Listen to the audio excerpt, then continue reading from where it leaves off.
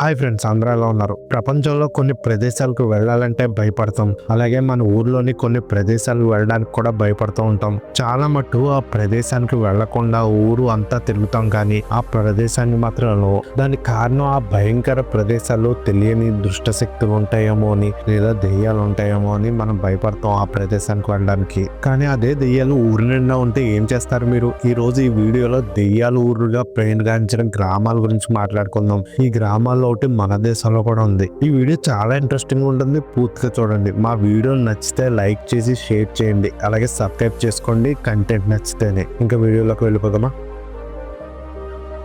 Number 1, ఇండియాలోనే అత్యంత భయంకరమైన ఊరు ఎక్కడుందో తెలుసా? నడిస్తే మన వెనకాతల దెయ్యాలు పెరిగెడతాయి. రాత్రులు ఒంటరిగా వెళ్తున్నప్పుడు చిన్న చప్పుడైనా మనం భయపడతాం. ఎవరో మనల్ని వెంటాడుతున్నట్టు ఆందోళన చెందుతుంటాం. పెద్ద పెద్ద అపార్ట్మెంట్లు ఉండేవారు కూడా అర్ధరాత్రి ఒంటరిగా బయటకు వెళ్లాలంటే చుక్కలు చూడాల్సిందే. ఒకవేళ ఖాళీ ఇల్లు, నిర్జీవమైన వీధులు, మనుషులు రాకపోకలు లేని గ్రామాల్లో రాత్రిపూట నడుచుకుంటూ వెళ్తే ఎలా ఉంటుందో ఆలోచించండి. ఊహిస్తేనే భయంకరంగా ఉంది కదా. కానీ నిజానికి అలాంటి మర్మమైన గ్రామం మన దేశంలో ఉంది. అదే హంటెడ్ విలేజ్ ఆఫ్ ఇండియాగా పిలువబడే కుల్తారా గ్రామం. అసలు కుల్తారా గ్రామం అనుకున్న భయానక రహస్యం ఏంటో ఈ వీడియోలో తెలుసుకుందాం. కుల్తారా గ్రామ కథ. కుల్తారా రాజస్థాన్ లోని జైసల్మేర్ సమీపంలో పాడుబడిన గ్రామం. ఇది ఒకప్పుడు వ్యాపారంలో అమోఘంగా రాణించిన బాలివల్ బ్రాహ్మణుల నివాసం. అయితే దాదాపు 200 ఏళ్ల క్రితం ఒక విచిత్రమైన సంఘటన జరిగింది. కుల్తారాలోని ప్రజలందరూ సమీప గ్రామాలతో పాటు జాడ లేకుండా రాత్రి అదృశ్యమయ్యారు. గతంలో సలీం సింగ్ అనే రాజు కుల్తారాలోని పలివాల్ బ్రాహ్మణుడికి చెందిన ఒక అందమైన అమ్మాయిని ప్రేమించాడు. ఆమెను వివాహం చేసుకోవాలని అనుకున్నాడు. కానీ అప్పటికే ఆ అమ్మాయికి వేరే వారితో వివాహం నిశ్చయమైంది. దీంతో గ్రామస్తులు వారి వివాహానికి నిరాకరించారు. దీంతో ఆగ్రహించిన రాజు ఆ గ్రామంలోని ప్రజలందరినీ చంపేస్తానని బెదిరించాడు. దీంతో ఆ గ్రామస్తులంతా సాయంత్రం కాగానే ఆ గ్రామాన్ని వదిలేసి అదృశ్యమయ్యారని చెప్తుంటారు. అంతేకాదు వెళ్లే ముందు భూమిని తిట్టారని, ఆ ఊర్లో నివాసం ఉండకూడదని శాపనార్థాలు పెట్టారని చెప్తుంటారు.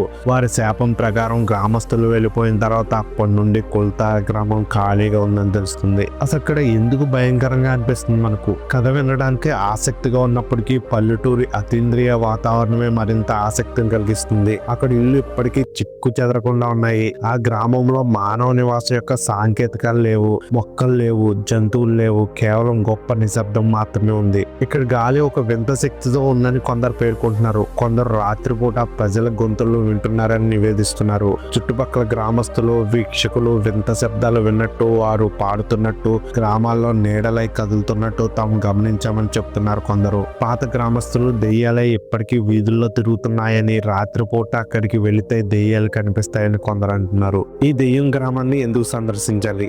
ఈ గ్రామం చుట్టూ చాలా రహస్యాలు ఉన్నప్పటికీ కుల్తారా వాస్తవానికి పర్యాటకులకు ప్రసిద్ధి చెందిన ప్రదేశంగా మారింది. ఇది దెయ్యం అన్వేషకులకు మాత్రమే కాకుండా చరిత్ర ప్రియులకు మరియు రాజస్థాన్ యొక్క విశిష్ట సంస్కృతి గురించి ఆసక్తి ఉన్నవారికి కూడా అనువైన ప్రదేశంగా చెప్పొచ్చు. నెంబర్ 2, ఒకప్పుడు దెయ్యాల ఊరు, ఇప్పుడు పర్యాటకులకు స్వర్గధామం. చైనా తూర్పు తీరాన రుజియాంగ్ ప్రావిన్సీలో షెంగ్ షా అనే చిన్న దీవి ఉంది. ఆ దీవిలో హౌట్ వాట్ అనే ఊరుంది.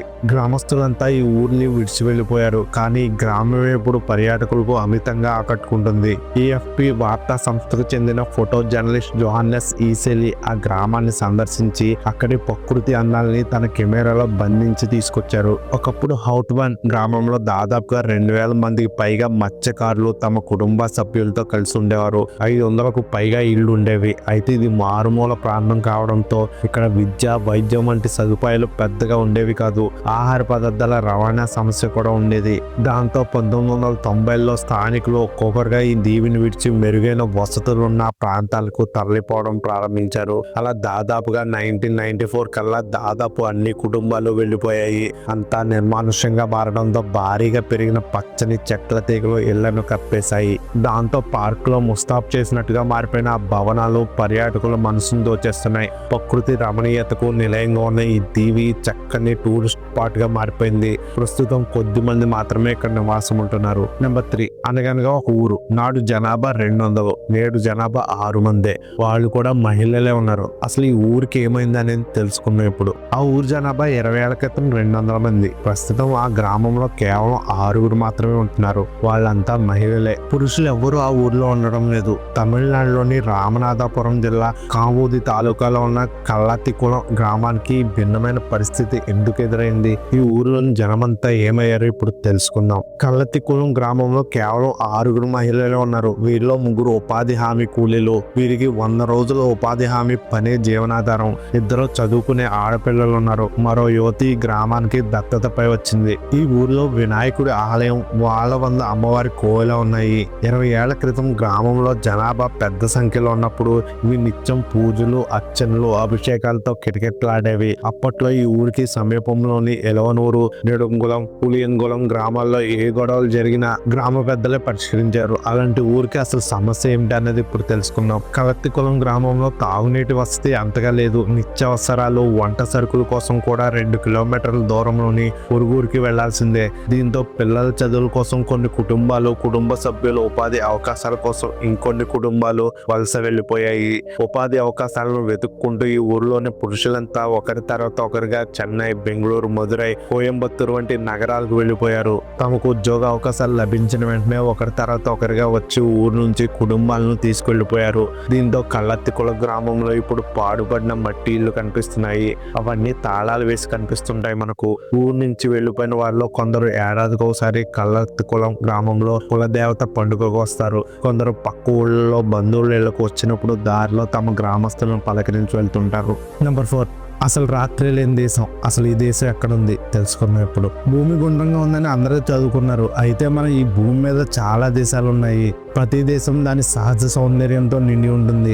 కొన్ని దేశాలు వాటి చారిత్రక కట్టడాలకు ప్రసిద్ధి చెందాయి, కానీ మరికొన్ని వాటి సహజ దృశ్యాలతో ఆకట్టుకుంటాయి.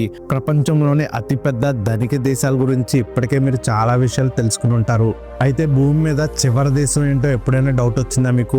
ఎందుకు దీనికి గుర్తింపు వచ్చిందో తెలుసుకోవాలనుకుంటున్నారా? అయితే డోంట్ వరీ, ఈ విషయంతో పాటు ఆ దేశ అద్భుతమైన మిస్టరీ గురించి కూడా తెలుసుకుందాం. ఈ సమస్త విశ్వంలోని చివరి దేశం నార్వే. ఇది చాలా అందమైన దేశం కూడా. అయితే ఇక్కడ రాత్రి ఉండదండోయ్. ఉత్తర నార్వేలోని హోమ్ ఫెస్ట్ నగరంలో సూర్యుడు దాదాపుగా 40 నిమిషాలు మాత్రమే కనిపించుకుని ఉంటాడు. అంటే మీరు నమ్ముతారా? నిజమేనండి బాబు. అందుకే ఈ దేశానికి అర్ధరాత్రి సూర్యుడు ఉదయించే దేశం అని పేరు వచ్చింది. ఇక్కడ 40 నిమిషాలు మాత్రమే చీకటిగా ఉంటుంది. మిగిలిన సమయం మొత్తం పగలే ఉంటుంది. కేవలం 23 గంటలు పగలు మాత్రమే కాదు, ఇక్కడ వేసవిలో మంచు కురుస్తుంది. ఈ దేశంలో చాలా చల్లని వాతావరణాన్ని చూడవచ్చు. ప్రపంచంలోని కొన్ని దేశాల్లో వేసవిలో ఉష్ణోగ్రత 45 నుండి 50 డిగ్రీల వరకు ఉంటుంది కదా, కానీ ఇక్కడ మాత్రం వేసవిలో మంచు కురుస్తుందట. ఈ సమయంలో ఇక్కడ ఉష్ణోగ్రత 0 డిగ్రీలుగా నమోదవుతుంది. చలికాలంలో ఇక్కడ ఉష్ణోగ్రత -45 డిగ్రీలుగా ఉంటుంది. ఈ సమయంలో ఇక్కడ ప్రదేశం చాలా అద్భుతంగా, అందంగా కనిపిస్తుందట మనకు. అసలు వేసవి కాలంలో రాత్రి ఉండదు. ఉత్తర ధ్రువానికి దగ్గరగా ఉంటుంది కాబట్టి ఇతర దేశాల మాదిరిగా ప్రతిరోజు పగలు లేదా రాత్రి ఉండదట. 6 నెలలు రాత్రి ఉంటుంది, మిగిలిన 6 నెలల్లో పగలు ఉంటుంది. చలికాలంలో ఇక్కడ సూర్యుడు కనిపించడు అసలు. అంతేకాదు వేసవిలో సూర్యుడు అస్తమించడు. ఇలాంటి ప్రత్యేకతల కారణంగా ప్రపంచ నలుమూల నుంచి ప్రజలు వచ్చి దేశాన్ని చూడాలనుకుంటున్నారు. కానీ దేశానికి ఒంటరిగా వెళ్ళడం నిషేధించారు. E16 అనే హైవే భూమి చివరను నార్వేతో కలుపుతుంది. ఈ రహదారి ప్రపంచంలోనే చివరి రహదారిగా ఉంది. ఇక్కడికి వెళ్తే ఆ తర్వాత మీకు ఎక్కడికి వెళ్లాలో అర్థం కాదు. ఇక్కడే ప్రపంచం చివరిదిగా ఉంటుందంట. అంతేకాదు ఈ హైవేలో ఒంటరిగా ప్రయాణించడం కూడా నిషేధమే. కేవలం ఒక పెద్ద సమూహం మాత్రమే వెళ్ళడానికి అనుమతి ఉంటుంది. ఇక్కడ ఒంటరిగా వెళ్ళడం, వాహనాలు ఒంటరిగా తీసుకుని వెళ్ళడం కూడా నిషేధమే. ఈ ప్రాంతంలో ప్రతి చోట మంచు ఉంటుంది. సో దారి తప్పిపోయే అవకాశం ఉంటుంది కాబట్టి ఒంటరి ప్రయాణం నిషిద్ధం. ఇక్కడ సూర్యాస్తమం, అరోరా బోయారిలిస్ అంటే ధ్రువకాంతి చూడడానికి చాలా అందంగా ఉంటుంది. అంతేకాదు మీకు సరికొత్త అనుభూతి ఇస్తుంది. చాలా సంవత్సరాల కిందట ఇక్కడ చేపల వ్యాపారం చేసేవారట, కానీ ఇప్పుడు దేశం అభివృద్ధి చెందింది కాబట్టి పర్యాటకులు ఇక్కడికి ఎక్కువగా వస్తున్నారు. ఆ ప్రాంతాల్లో పర్యాటకుల బస కోసం హోటళ్లు, రెస్టారెంట్లు వసతిని కల్పిస్తున్నాయి.